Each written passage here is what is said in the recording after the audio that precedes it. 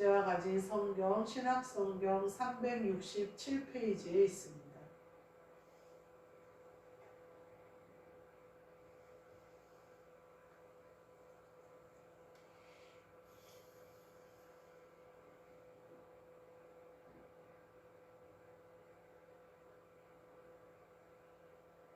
히브리서 12장 7절부터 13절입니다. 제가 읽겠습니다. 너희가 참음은 징계를 받기 위함이라. 하나님이 아들과 같이 너희를 대우하시나니 어찌 아버지가 징계하지 않는 아들이 있으리요. 징계는 다 받는 것이거늘 너희에게 없으면 사생자여 친아들이 아니니라. 또 우리 육신의 아버지가 우리를 징계하여도 공경하였거든 하물며 모든 영의 아버지께 더욱 복종하며 살려 하지 않겠느냐. 그들은 잠시 자기의 뜻대로 우리를 징계하였거니와 오직 하나님은 우리의 유익을 위하여 그의 거룩하심에 참여하게 하시느니라. 무릇 징계가 당시에는 즐거워 보이지 않고 슬퍼 보이나 후에 그로 말미암아 연단받은 자들은 의와 평강의 열매를 맺느니라. 그러므로 피곤한 손과 연약한 무릎을 일으켜 세우고 너희 발을 위하여 곧은 길을 만들어 저는 다리로 하여금 어그러지지 않고 고침을 받게 하라. 아멘. 오늘 말씀은 우리의 유익을 위하여 라는 말씀으로 함께 은혜를 나누고자 합니다.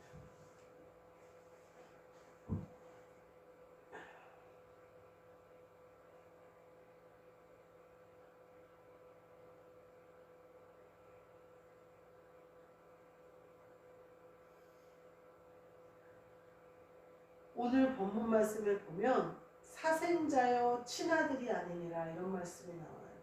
친아들에게는 징계를 하신다는 거예요. 그래서 징계를 하시는 징계가 있는 고난이 있는 자는 친아들이다. 사생자 친구 아들을 제가 야단치지는 않죠. 아니 아들 친구를 야단치지는 않죠. 아들 친구가 집에 놀러 와서 예의 바르지 않게 행동한다고 해서 그 아이를 막 야단친다거나 면박을 준다거나 그렇게 징계하거나 할 수 없죠. 손님이니까 손님으로 대우를 하겠죠. 그러니까 그리고 아들 친구에 대해서 내가 굳이 욕먹어가면서 그 친구를 바르게 교육할 의무는 절대 없죠. 근데 우리가 친아들은 우리가 바른 말을 하고 또 아들이 싫어하더라도 잔소리를 한단 말이에요. 이유가 뭘까요? 밖에서 그런 대우를 받지 않게 하려는 거죠. 밖에서 똑같은 이렇게 상황이 되어졌을 때 행동 하나 그 행동으로 말미암아 아들이 망신을 당하거나 아들이 불이익을 당하는 게 싫으니까 그것에 대해서 아들한테 말을 하는 거예요. 아들이 아닌 사람에 대해서는 굳이 내가 그렇게 할 필요가 없어요. 그래서 하나님이 아들에게 징계하신다 이렇게 얘기해요. 근데 우리가 자녀를 키워보았지만 자녀가 고난받는 것을 좋아하는 부모는 없어요. 제가 가만히 보니까 그 대부분의 큰 회장들이 큰아들, 맏아들보다는 둘째 아들 또는 셋째 아들이 성공하는 케이스가 많고요. 또 지금 제가 다니고 있는 회사도 삼형제예요, 사장이. 근데 큰 형만 엄마가 교육을 시키고 돈도 다 그 형한테 밀어준 거예요. 그래서 그 형만 교육을 시켰어요. 그래서 이 지금 사장은 둘째인데 아무 교육을 받지 못했어요. 근데 머리가 너무 영리한데 교육의 혜택을 못 받은 거예요. 그 형한테 자기가 희생하는 것이 당연한 줄 안 거예요. 그래서 자기가 20살부터 마트에 나가서 일하면서 가정에 돈을 보탠 거예요. 그래서 그렇게 살았어요. 근데 막내는 또 막내라고 엄마가 어리다고 애기라고 보호했단 말이에요. 그렇게 둘째로 삼형제의 둘째로 큰 거예요. 그러니까 어떠냐면 세상을 보는 눈이 달라지고 그런 거예요. 그게 뭐냐면 부모의 그늘이나 부모의 어떤 울타리가 없이 자라다 보니까 강해진 거죠. 그래서 두려울 것도 없고 망하는 거에 대해서 두려워하지 않고 가난해지는 것에 두려워하지 않고 계속 도전하지 않으면 죽는다는 생각을 가지고 계속 도전합니다. 그러니까 제가 보면서 많이 사랑해서 자녀를 키우면 근데 반면에 그 형이라는 사람은 한번 그 사업이 어떻게 잘못 투자를 해서 잘못됐는데 그 뒤로 건강까지 망해버리는 거예요. 마음이 실족해서 일어나지를 못하더라고요. 제가 그것을 이렇게 보면서 부모가 막 보호해주고 사랑해주고 다 해주는 자녀보다 그래도 그냥 이렇게 좀 방임한 자녀들이 잘 되는 케이스가 많은 거예요. 근데 그렇다고 해서 내가 내 아들을 그렇게 막 키울 수가 없는 거예요. 내가 아들한테 좀 용돈도 덜 주고 말하자면 고생도 좀 시키고 이래야 아들이 잘 되는 건가? 하지만 그렇게 하지 못하겠는 거예요. 아들이 그럼에도 불구하고 뭐 알바도 하고 다 하지만 일부러 고생시키고 싶은 마음은 없는 거예요. 근데 하나님은 오직 하시겠어요. 하나님이 우리를 사랑하는 사랑은 우리가 자녀를 사랑하는 사랑에 비교가 안 된다고 말씀하시잖아요. 너희가 악할지라도 너희 자녀에게 좋은 것을 줄 줄 알거든. 하물며 하나님께서 너희가 구하시는 것을 주지 않겠느냐. 구하시는 성령을 주시지 않겠느냐 이렇게 말씀하시거든요.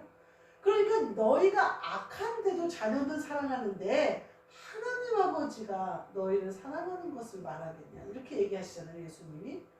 그러니까 그걸 비교가 안 되는데 우리도 우리 자식을 억지로 고생시키고 싶지는 않아요. 그럼 하나님은 오직 하시겠어요. 당장 고생해서 돌이키시고 싶죠. 당장 복된 길로 누구나 솔로몬처럼 영화와 지혜와 부귀와 모든 것을 누리는 내 자녀였으면 좋겠죠. 하나님은. 근데 그것이 그를 망하게 하더라는 거예요. 사생자처럼 버린 자식처럼 아무것도 못하는 사람이 되어버리더라 이 말이에요. 그래서 하나님이 내 아들에게는 징계를 하시는 거예요. 그래서 하나님이 할 수 있는 힘을 키우시는 거예요. 그래서 세상을 이길 수 있는 힘을 키우시고 넘어설 수 있는 힘을 키우시는 거예요. 그 힘을 키우시는 분이 하나님 아버지. 그러니까 하나님 아버지가 지켜보실 때 얼마나 괴로우시겠어요. 그러니까 예수 그리스도를 우리에게 보내주셔서 그분이 우리의 징계를 같이 받으시도록 하는 거예요. 이미 십자가에서 우리의 징계를, 우리의 고초를, 우리의 환난을, 우리의 죄를 다 해결해 버리셨어요. 그래서 그 예수 그리스도를 우리에게 성령을 우리에게 보내주심으로 말미암아 함께 징계를 받게 하시는 거예요. 그러니 그 하나님 아버지의 마음을 아시겠어요? 보디가드를 보내주신 거예요. 이길 만한 카바 쳐줄 만한 사람을 보내주신 거예요. 저 자녀를 키워서 단단하고 강하고 담대하고 두려움 없는 장성한 자로 키워야겠는데 항상 청지기 밑에만 숨어 있으려고 그러고 항상 누가 해주는 밥이나 먹으려고 하고 그런단 말이에요. 단단한 음식을 못 먹는 자가 되려고 한단 말이에요. 단단한 음식을 먹는 자가 되기 위하여는 고난을 통과해야 되는데 이 고난을 하나님 아버지가 주시는 징계를 통과하여 단단한 음식을 먹는 장성한 자에게까지 자라게 하신다는 거예요. 그것을 위하여 성령을 보내시는 거예요. 그래서 그 일을 하게 하시는 거예요. 우리가 운전을 다 하고 자동차를 운전을 하고 다녀요. 근데 운전면허가 없는 사람은 없어요. 운전면허 없이 운전을 하면은 무면허로 법에 걸려서 거기에 대한 제재를 받아요. 그리고 앞으로 운전하기도 힘들어져요. 운전면허를 따려면요 주행시험도 봐야 되고 학원도 등록을 해야 되고 일정 기간 훈련도 받아야 되고 기다려야 돼요. 그러면 운전면허가 나와요. 그러면 운전을 할 수 있게 돼요. 하나님 아버지가 우리에게 차를 사주시고 싶을 때에는 운전면허를 먼저 따게 해주신단 말이에요. 근데 이 운전면허 따는 학원 가는 게 귀찮다고 나 운전면허 안 따고 그냥 운전하겠다고 아무리 우겨도 그냥 운전할 수 없어요. 법이 그렇기 때문에 운전면허 있는 사람이 운전을 하는 거예요.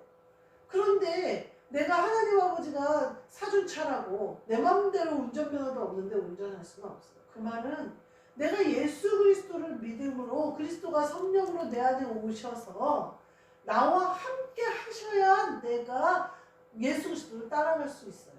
하나님 아버지를 믿음으로 기쁘시게 해드릴 수가 있어요. 근데 내가 그것도 하지 않고 하나님이 주신 것들을 내가 감당할 수 있다. 내가 운전할 수 있다. 못해요. 무면허로 중고등학생들 막 운전하다가 대형 사고 나는 거 많이 보셨죠? 하나님 아버지가 이것을 주시는 거예요. 그리스도께서 우리 안에 오셔서 우리와 한영되셔서 나를 마음껏 조절하실 수 있는 면허증인 거죠. 그리스도가. 그러면 내가 내 안에 그리스도가 계시면 차도 주시는 거예요. 하나님이. 네 일을 해라. 그럼 예수 그리스도의 일을 내가 하게 되는 것이고 하나님 아버지의 일을 하게 되는 거예요. 그리스도를 내가 내 마음에 모셔야 돼요. 면허증이 있어야 운전을 하는 거예요. 로마서 5장 3절 4절에 보면요. 고난이 인내를 만들어내고요. 처음에는 환난이 인내가 연단은 소망을 이루는 줄 알아요. 이렇게 우리가 소망을 이루는데요. 이 소망을 이루는 것이 무엇에서 출발하느냐? 환난에서 출발합니다. 환난이 우리가 시작이 되면, 징계가 시작이 되면, 고난이 시작이 되면 우리가 뭘 맺냐면요. 인내를 맺어요. 기다리는 인내를 맺어요. 참는 인내를 맺어요. 예수 그리스도가 하신 인내를 맺어요.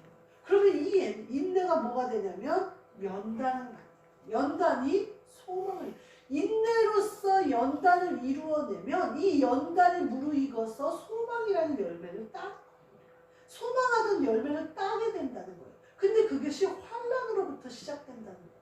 그러면 우리가 환난이 결국은 뭘 한다는 거예요? 소망을 이루는 일이 된다는 거예요.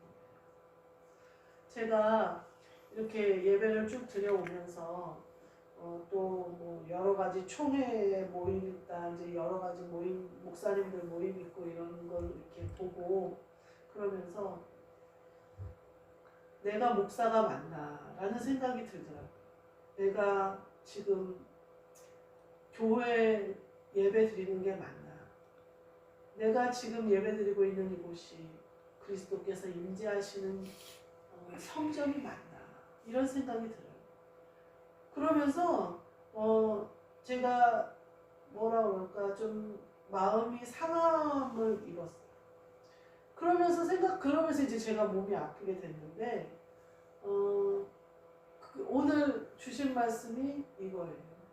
환난이 소망을 이루는 통로가 된다는 것이죠.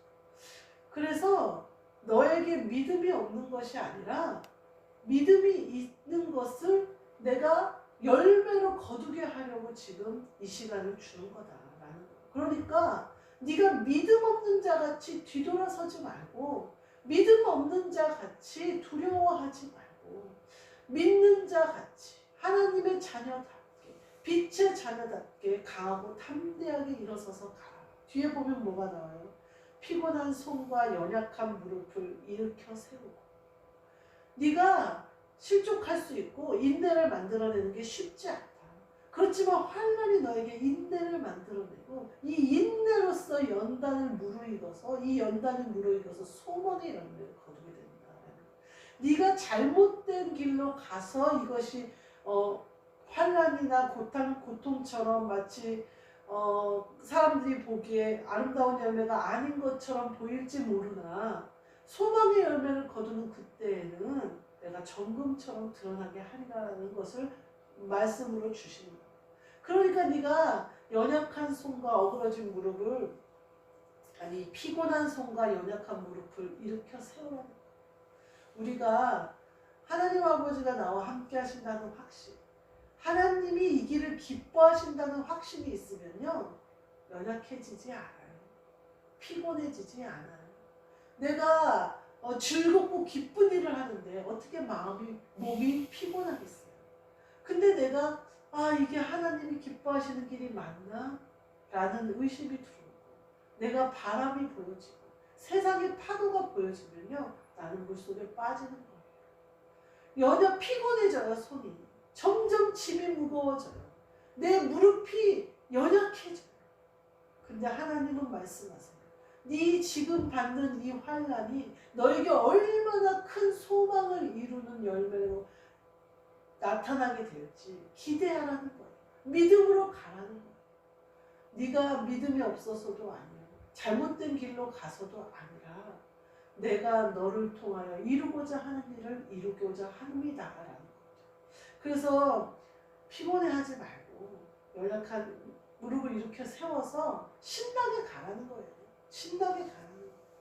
제가 오늘 아침에 새벽 예배 때, 그러니까 아침에 이제 기도를 하러 교회를 오는데 뭐를 안 갖고 나온 거예요. 근데 제가 이렇게 한 시간을 딱 채워서 기도를 하고 싶은데 집에 다시 갔다 오면 시간이 안 될 것 같은 거예요. 그래도 어떻게 꼭 가져가야 되니까 집에 다시 갔다가 왔어요. 집에 가보니까 내 주머니 안에 들어있는 거예요. 제가 주머니에 넣고선 그거를 안 가져온 줄 알고 집까지 다시 간 거예요. 근데 그 순간 하나님이 이 말씀을 받기 전이었어요. 그 순간 하나님이 아니구나. 이 말씀은 이제 새벽 예배 이제 끝 후에 묵상할 때 받은 거고, 이제 기도 전에 그 주머니에 물건이 있는 거예요. 그래서 이 바보 그러면서 이제 집에서 다시 나오는데 봐라. 네 안에 그리스도 예수는 계시다. 안 계신 것처럼 오해하지 말아라. 네 안에는 빛으로 오신 그리스도께서 너와 함께 하신다. 그러니 그분을 놓고 온 것처럼 다시 찾으러 뒤돌아가지 마라. 네 안에 계신다. 네 안에 계신다. 주머니 잘 찾아봐. 너 갖고 왔어. 주머니 잘 찾아봐. 너 믿음 있어. 잘 찾아봐. 너 임재 예배 드리고 있어. 잘 찾아봐. 너 칭찬받은 일 하고 있어. 네가 마치 그거 물건을 잃어버린 사람처럼 뒤돌아서지 마라. 후회하지 말고 내가 뭘 잘못했다고 생각하지 말고 징계가 결국은 소망을 이루기 위함인 줄을 알아. 징계가 너가 친아들임을 증명하는 것임을 알아. 네가 친아들일 뿐만 아니라 상속자가 되기까지 강하고 담대하게 예수 그리스도가 하신 그 일을 하게 하시려는 하나님의 계획인 것을 믿어라는 거예요. 제가 그 주머니에 물건을 딱 만지는 순간 그거구나. 내가 이렇게 다 가지고 있으면서 없는 줄 알고 또 찾아 집으로 가려고 합니다. 또 찾아서 뭔가를 해야 되고 뭔가를 일을 저질러야 되고 뭔가를 막 해야 될 것 같은 마음에 쫓겼구나. 이미 내 안에 계신데 이미 그분의 일을 하고 계신데 내가 그것을 온전히 믿지 못해. 마지막 절에 그렇게 말씀하세요. 너희 발을 위하여 곧은 길을 만들어. 우리의 발이 피곤하지 않기 위해서는 곧은 길을 걸어야 돼요. 돌짝발길 말고요. 산길 말고요. 바위길 말고요. 곧은 길을 걸어야 돼요. 곧은 길은 예수 그리스도세요. 그리고 우리 발은 그 길을 걷고 있어요. 저는 다리로 하여금 어그러지지 않고 고침을 받게 하라. 의심의 것들을 버려버려. 네가 세상의 것들로 네 안에 있는 그리스도를 판단하지 마라. 어그러진 다리로, 어그러진 시선으로, 어그러진 선글라스를 끼고 보지 마라. 고침을 받아 곧은 길을 가시는 저와 여러분이 되시기를 주님의 이름으로 축복합니다. 아멘. 기도하겠습니다. 하나님, 이미 계획하시고 이미 그 길을 걷게 하시고 우리를 통하여 소망을 온전히 이루시기를 원하시는 하나님의 계획 가운데 우리를 부르시고 사용하시오니 마음껏 써주옵시고 연약하고 피곤한 손과 연약한 무릎을 일으켜 세우고 곧은 길을 걸어갈 수 있는 강하고 담대함으로 저희가 함께하여 주옵소서. 예수 그리스도의 이름으로 기도하옵나이다. 아멘. 하늘에 계신 우리 아버지여, 이름이 거룩히 여김을 받으시오며 나라가 임하시오며 뜻이 하늘에서 이루어진 것 같이 땅에서도 이루어지이다. 오늘 우리에게 일용할 양식을 주시옵고 우리가 우리에게 죄 지은 자를 사하여 준 것 같이 우리 죄를 사하여 주시옵고 우리를 시험에 들게 하지 마시옵고 다만에서 구하시옵소서. 나라와 권세와 영광이 아버지께 영원히 있사옵나이다.